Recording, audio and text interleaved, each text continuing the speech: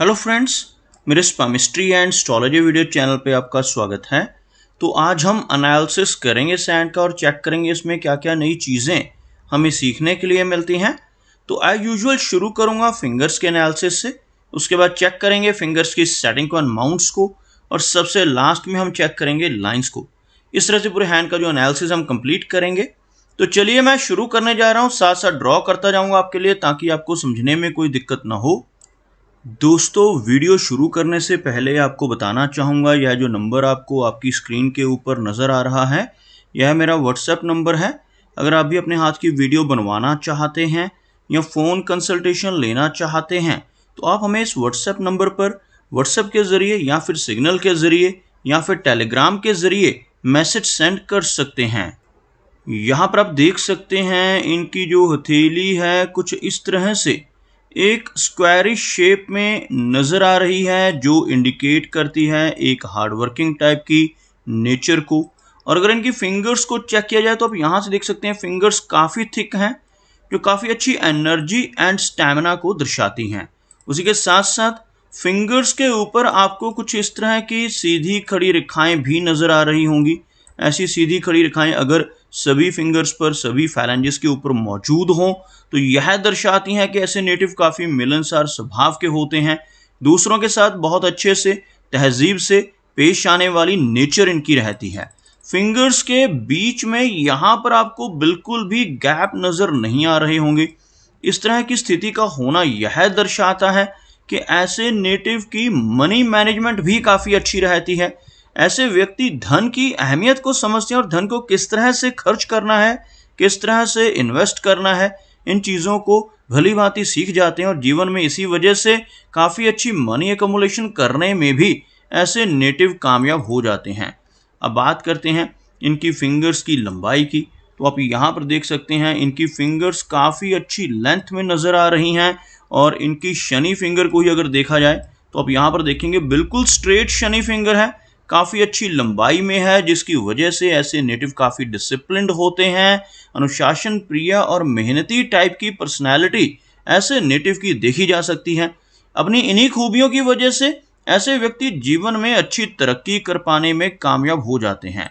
अगर हम इनकी सूर्य फिंगर को देखें तो यह आप देखेंगे सूर्य फिंगर काफ़ी अच्छी लंबाई में है। इनकी इंडेक्स फिंगर के मुकाबले सूर्य फिंगर की लंबाई आपको ज़्यादा नज़र आएगी। सूर्य फिंगर का ज़्यादा लंबाई में होना इंडिकेट करता है कि नेटिव का काफ़ी अच्छा सोशल सर्कल रहेगा।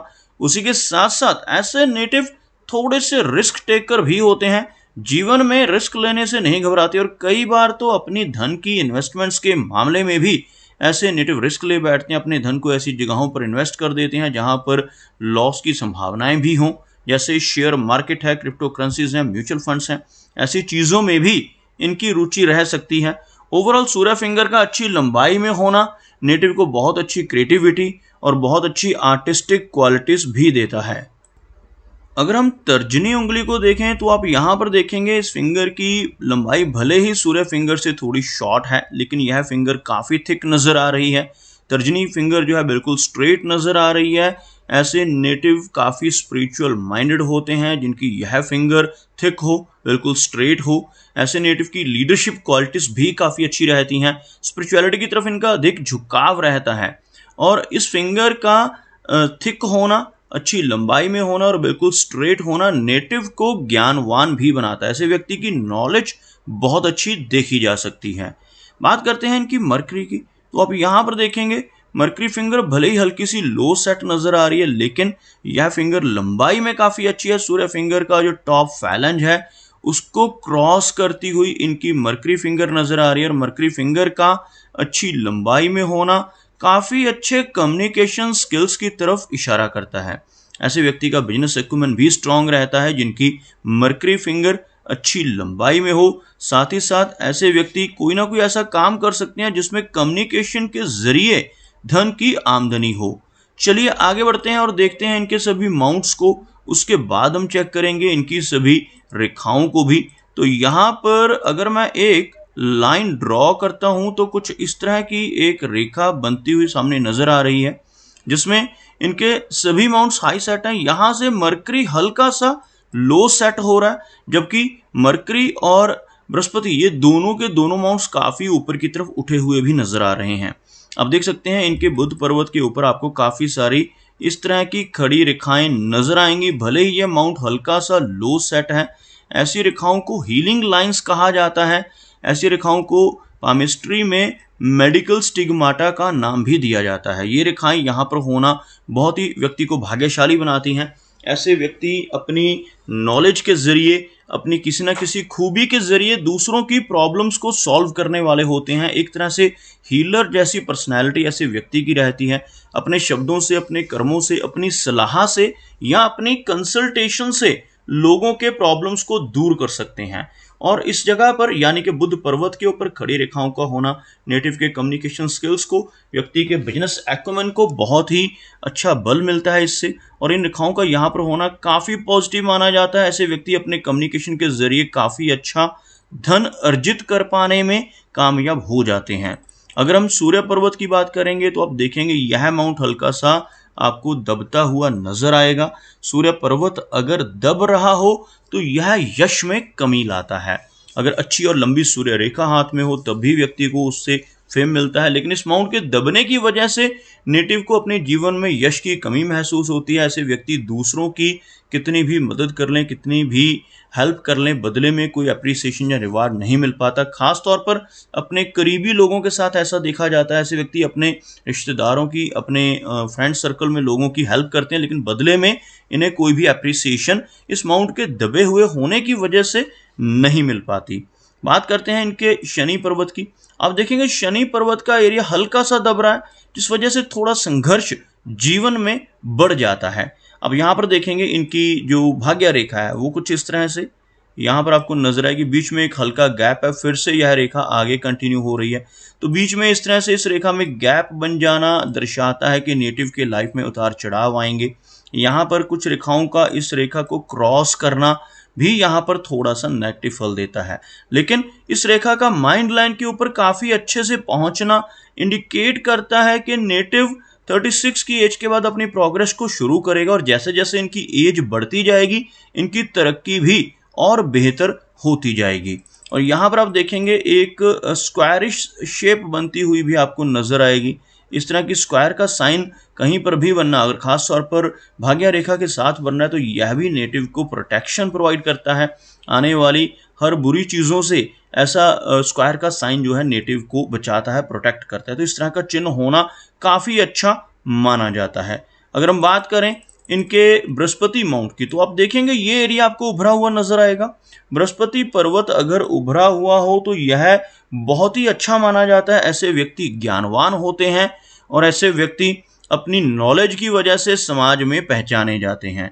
और ऐसे व्यक्ति की जो स्पिरिचुअलिटी का लेवल है वो काफ़ी हाई होता है। इस माउंट के ऊपर आपको एक रेखा भी नज़र आ रही होगी, यहाँ से ऊपर की तरफ बढ़ती हुई।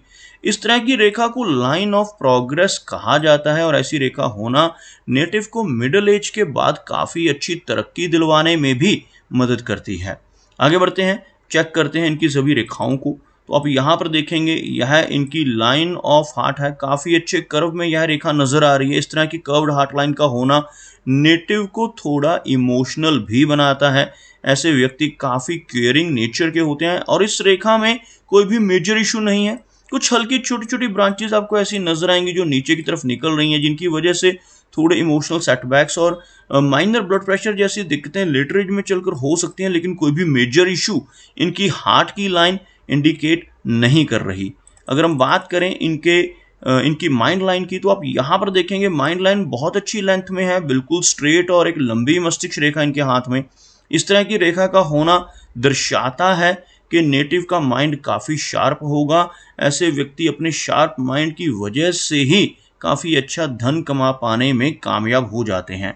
ओवरऑल इस माइंड लाइन में कोई भी दिक्कत नज़र नहीं आ रही, लेकिन कुछ रेखाओं का इस रेखा को टच करना या क्रॉस करना थोड़ा स्ट्रेस या एंग्जाइटी व्यक्ति को देता है। लेकिन ओवरऑल कोई भी बड़ी प्रॉब्लम इनकी मस्तिष्क रेखा के जरिए नज़र नहीं आ रही। आगे बात करते हैं इनकी लाइन ऑफ लाइफ की। अब यहाँ पर देखेंगे एक बहुत अच्छी गार्डियन एंजल लाइन आपको इनकी लाइफ लाइन के साथ जुड़ी हुई नजर आएगी। आपको दिखाना चाहूँगा, यह जो रेखा है इस रेखा को हम लाइफ लाइन कहते हैं। और इस रेखा के साथ साथ अंदर की तरफ आपको एक रेखा नजर आएगी जो इस रेखा से जुड़ी हुई महसूस होगी आपको, जो मैंने अभी रेड कलर में ड्रॉ की है। इस तरह की रेखा को गार्डियन एंजल लाइन कहते हैं।